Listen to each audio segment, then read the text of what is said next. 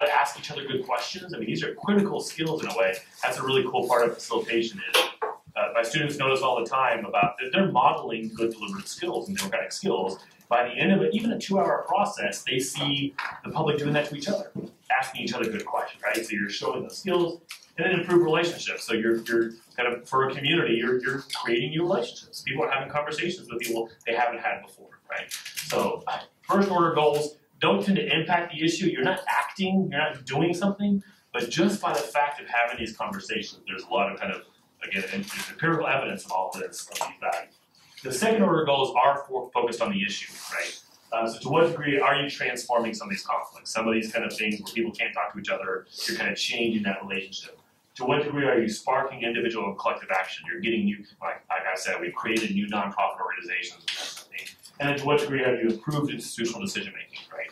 That the decisions of city council, the decisions of a school board are better decisions, are seen as more legitimate decisions. They're more sustainable and those type of things, right? Because they have better input into them, but there's also better process throughout. So second order goals are focused on the individual issue. And then third order goals are the broader goals. The purpose of my organization is to improve my community, to improve the quality of conversations and communication in my community. So these are the kind of broader long-term goals, right? So when I pick a project, in a lot of ways, I'm focused on the second order goals to make a difference with that issue. But I'm also kind of, these projects are means to a broader end, in a way. So I pick some projects, and I'm like, I don't know how much we can do about that issue, but I know the quality of the conversation will impact people, right? And there's connections between those, right? So that's broadly, so a lot of y'all might be focused here in a sense, that it's more kind of in your classrooms, those type of things. Still some really good stuff there, right? And then obviously Wendy and I kind of do the second order goals of taking on specific issues, and then that inherently kind of serves the third order goals. The purpose of my organization is this third order goal. So with that, these are the ground rules. I don't know why the first one is a different bullet point. These are my base ground rules that I use. And each different process, I kind of do something a little bit different. If you print out my full course book, there's like 10 pages at the end of ground rules from different organizations. Just kind of changing the conversation. What the ground rules allow me to do when I go through the ground rules, and I'll actually kind of go into forum mode here in a second, pretend this isn't a training, it's a forum, and I'll show you how I might go through these ground rules. But in a way, it gives me a chance to kind of talk about deliberative theory, right? And kind of set that purpose in a way. So yeah, I'll do that in a second. If assume y'all showed up. We've already done some things at the beginning of the forum. I've introduced myself. I talked about deliberation a little bit. Talking about how we change the conversation. I've told you the goals of our forum, the reason why we're doing this. I've told you what we're doing with the information. I've told you our partners that we're working with and those type of things. So then now we're about to kind of send it to the small groups. I'm about to send it to my students, right? So before we do that, right? So the conversations we'll have today are going to be governed by some ground rules. And normally you have these posted on the walls or on the tables or whatever. First, speak honestly and respectfully, and we do mean both ends of that, which there's a tension between those, right? So we want you to speak respectfully, but we also want you to be honest. If you're passionate about something, we need you to express that, right? One way to think about this is we want you to be tough on the issue, but easy on the people, right? So speak your truth and don't hold back in some ways, but still you can frame things in a way that are going to be more respectful to people at your table.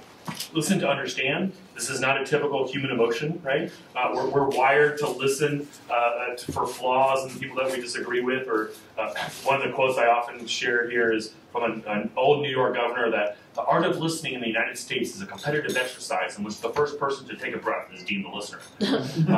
So arguing or arguing with people, they stop talking, it's our turn, right? So we're going to ask you today, listening is just as important as talking at these things, right? Really listen to each other. Ask each other questions. If someone disagrees with you, try to find out why they think that way instead of kind of assuming the worst in a sense, right? Third, it's okay to disagree, but do so with curiosity, not hostility. This is a tough issue. There's going to naturally be disagreements, right? As a community, we need to explore those disagreements and try to make those disagreements productive and to help us kind of understand them. So if someone's saying something you disagree with, we need you to speak up. But you can speak up in a way, again, that's respectful and try to understand why they think that way and try to negotiate between the two of y'all versus attacking them for thinking that way. And then last, be brief. Luckily, we have small groups, but we do ask you to kind of share the airtime. Certainly part of the role of facilitator will help to kind of get everyone involved in this. We won't make everyone speak, but try to kind of have some balance in there kind of as we go through. And then normally we say, so does everyone in the room agree, at least for the next hour or so, to kind of play by these rules? For some reason, the psychologists tell us an actual non-verbal, like raise your hand, is powerful for people to do that. Right? I will say, we added the it's okay to disagree after our first couple of years, because we could tell people were being too nice, right? That it was just too much of a polite conversation. So we decided we need to add something in there to balance it. We don't want the ground rules to silence people, right? We don't want them to kind of hold back, you know. So with both the speak honestly and it's okay to disagree, we're inviting people to disagree, and we're making that easier, right? Research I'm hopefully finishing in the next few days about a lot of stuff I'll do this afternoon with Deliberate Facilitator. And we're learning that we expect these facilitators to do all these things. It's hard to do them. So the more we set things up from the front of the room and set the environment, it enables the facilitator to do more, right? So part of those ground rules are kind of putting things in people's head, so then the facilitator can follow up with some specific things later on, right? To make it easy. So that's the kind of ground rules. So we're going to go ahead and show the video here, which is just a little 10-minute video to kind of to start off this conversation, which again, the NIF one kind of has these videos.